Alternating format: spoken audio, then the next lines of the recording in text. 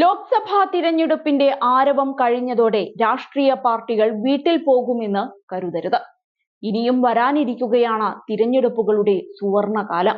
ഈ മാസം 25-ന് നടക്കാനിരിക്കുന്ന രാജ്യസഭാ തിരഞ്ഞെടുപ്പിൽ MLA-മാർ മാത്രമാണ് പങ്കാളികളാകുക എങ്കിലും തൊട്ടു പിന്നാലെ എത്തും ഉപതിരഞ്ഞെടുപ്പുകൾ. പാലക്കാട്, തൃശൂർ ജില്ലകൾക്ക് പുറമെ ഒരുപക്ഷെ വയനാട് ജില്ലയിലും ഉപതിരഞ്ഞെടുപ്പ് വന്നേക്കും.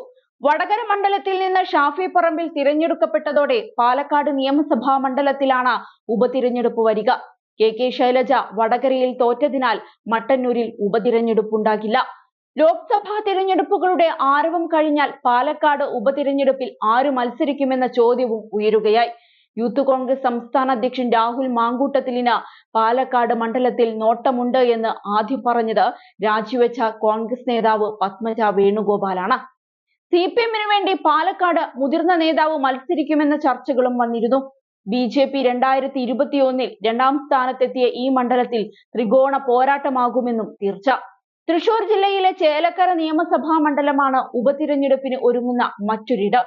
മന്ത്രി K രാധാകൃഷ്ണൻ ആലത്തൂരിൽ നിന്ന് ലോക്സഭയിലേക്ക് തിരഞ്ഞെടുക്കപ്പെട്ടതാണ് ഇതിന് കാരണം.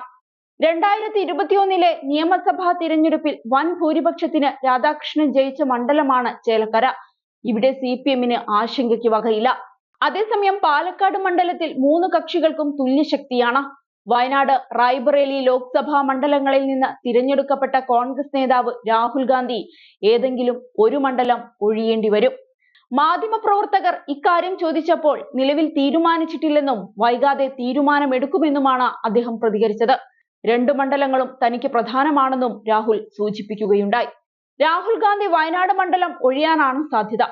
വോട്ടർ പട്ടികയുൾപ്പെടെ സൂക്ഷിക്കണമെന്ന് ലോക്സഭാ വോട്ടെടുപ്പ് കഴിഞ്ഞ വേളയിൽ കോൺഗ്രസ് നേതൃത്വം അണികൾക്ക് നിർദ്ദേശം നൽകിയത് ഈ സാഹചര്യം മുൻകൂട്ടി കണ്ടാണ്. രാഹുലിന് പകരം ആര് സ്ഥാനാർത്ഥിയാകുമെന്നാണ് അടുത്ത ചോദ്യം.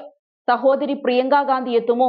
എതിരാളിയായി ആനി രാജ തന്നെ മത്സരിക്കുമോ എന്ന ചോദ്യങ്ങൾക്കും ഉത്തരം ലഭിക്കേണ്ടതുണ്ട്.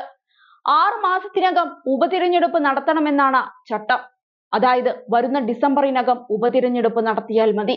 അടുത്ത വർഷം തദ്ദേശ സ്വയംഭരണ സ്ഥാപനങ്ങളിലേക്കുള്ള തിരഞ്ഞെടുപ്പ് സംസ്ഥാനത്ത് നടക്കും. തൊട്ടടുത്ത വർഷം നിയമസഭാ തിരഞ്ഞെടുപ്പും. അതായത് രാഷ്ട്രീയ പാർട്ടികൾക്ക് തിരക്കേറുന്ന വർഷങ്ങളാണ് വരാൻ പോകുന്നത് എന്ന് ചുരുക്കം. രാഷ്ട്രീയ താല്പര്യമുള്ള കേരളത്തിലെ ജനങ്ങളുടെ ചൂടേറിയ ചർച്ചകൾ തുടരുമെന്നും പറയാം. അതേസമയം 2019-ൽ സംസ്ഥാനത്ത് ആകെയുള്ള 20-ലും തോറ്റപ്പോൾ രാഹുൽ തരംഗം, ശബരിമലയിലെ സ്ത്രീ പ്രവേശനം തുടങ്ങിയ ഒട്ടനവധി കാര്യങ്ങൾ ഇടതുപക്ഷത്തിന് എടുത്തു പറയാനുണ്ടായിരുന്നു. എന്നാൽ ഇത്തവണ അതിനേക്കാൾ വലിയ പരാജയം നേരിട്ട് ഒരിക്കൽ കൂടെ ഒരു സീറ്റിലേക്ക് അവർ ഒതുങ്ങിയിരിക്കുകയാണ്.